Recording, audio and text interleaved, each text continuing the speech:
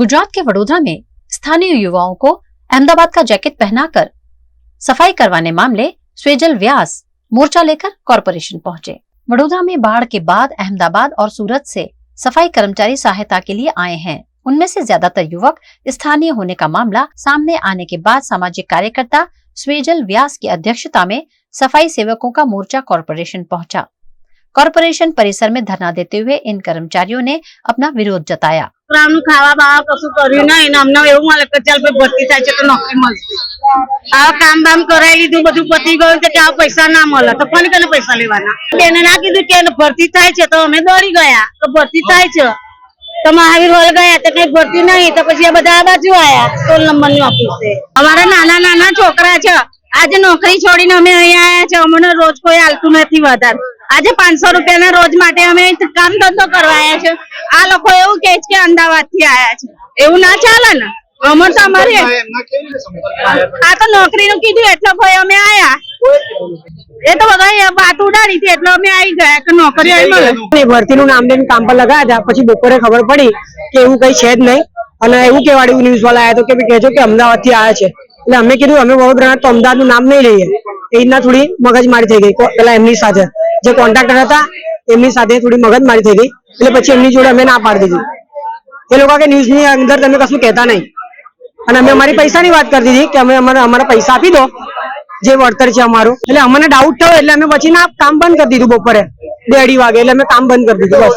मोर्चा लेकर पहुंचे इन सफाई कामदारों ने स्वेजल व्यास की अध्यक्षता में म्युनिसिपल कमिश्नर दिलीप राणा, स्थायी समिति अध्यक्ष डॉक्टर शीतल मिस्त्री समेत के जनप्रतिनिधियों से मुलाकात की और अपने मुद्दों से अवगत करवाया।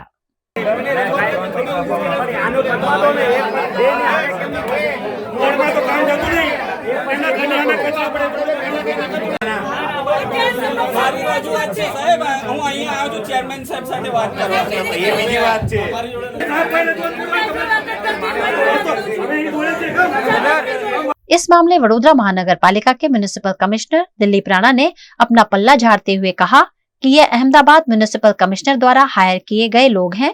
इसके बारे में हमें कोई ज्यादा जानकारी नहीं है। કોર્પોરેશન સક્ષમ છે પણ આ પરિસ્થિતિ પૂરની છે, ક્રાઇસિસ છે, મલ્ટિપલ કામ ચાલે છે એટલે મદદ માટે આવ્યા છે। આપણે પણ જ્યારે એક સાહેબ પ્લીઝ મને બોલવા દેતો, આપણે પણ જ્યારે પણ બીજી નગરપાલિકાઓમાં આવી પરિસ્થિતિ થાય કોર્પોરેશન તો આપણે પણ આપણા માણસો મોકલીએ છીએ। It is a mutual thing. આપણે પણ એમને આપીએ છીએ, એકબીજાનો સહકાર લઈએ છીએ। આપણે જાહેર જીવનમાં કે પ્રાઇવેટ લાઈફમાં બી એકબીજાનો સહકાર લઈએ છીએ। અમે સહકાર લીધો છે। આમ તો અમે આર્મીની ટીમ બોલાવી, NDRF ની ટીમ બોલાવી, રાજ્ય સરકારે અમારું હેન્ડ હોલ્ડિંગ કર્યું, અમને સહકાર આપ્યો તો ઝડપથી અમે લોકો સુધી પહોંચી શક્યા। એ જ આશયથી ક્લિનિંગ સફાઈમાં સહકાર મેળવવા અને અમદાવાદે અમને મદદ કરવા માટે મોકલ્યા છે। वडोदरा फायर ब्रिगेड द्वारा करोड़ों रुपए की स्पीड बोट की बदहाली करने पर सवाल पूछे जाने पर दिलीप राणा ने सफाई दी और chief fire officer Parth Brahmbhatt पर उठे सवालों के भी जवाब दिए। આ જે નોર્મલ વરસાદ માટે પૂરતું હતું પણ આ પૂરની પરિસ્થિતિ છે, આ એક્સ્ટ્રાઓર્ડિનરી ક્રાઇસિસ છે। આપ લોકોએ જ રિપોર્ટ કર્યો છે કે જ્યાં જ્યાં પૂરના પાણી ભૂતકાળમાં નતા ગયા ત્યાં પણ આ પાણી ગયા છે। જેટલી ઊંચાઈવાળું પાણી ભૂતકાળમાં હતું એનાથી વધારે ઊંચાઈનું પાણી આ વખતે આપણે જોવા મળ્યું છે ઘણી સોસાયટીમાં। એટલે અનપ્રેસિડેન્ટેડ કહી શકાય એવા પ્રકારનું આ પૂર હતું।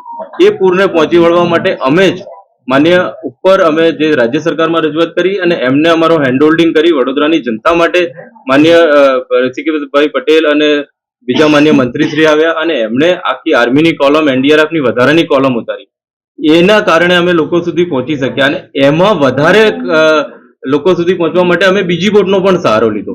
એટલે એવું છે જે રિસોર્સિસ અવેલેબલ હતા, જ્યાંથી રિસોર્સિસ મળ્યા અમે કર્યા, પણ એના માટે એવું ન કરી શકાય કે જે રિસોર્સિસ ઉપયોગમાં લેવા પાત્ર ના હોય એને અમે ઉપયોગમાં લઈએ। એટલે મારે સ્પષ્ટતા સાથે કહેવું છે કે આ મુદ્દામાં જેટલી બોટો સારી હતી, સારી કન્ડિશનની હતી અમે ઉપયોગમાં લીધી છે, જે જર્જરિત હતી, જે ના લેવા પાત્ર હોય અમે નથી લીધી।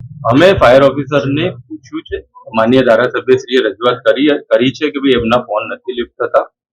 હવે આ રજૂઆતના આધારે અમે એમને પૂછ્યું છે, પણ એ વખતે ક્રાઇસિસનો સમય હતો, મલ્ટિપલ ફોન આવતા હતા। આજે મારા ફોન ઉપર અત્યારે આપની જોડે વાત કરું છું 10 ફોન લાગી ગયા છે। આપ જોઈ શકો છો 2 ધારાસભ્યના ફોન અહીંયા ચાલે છે।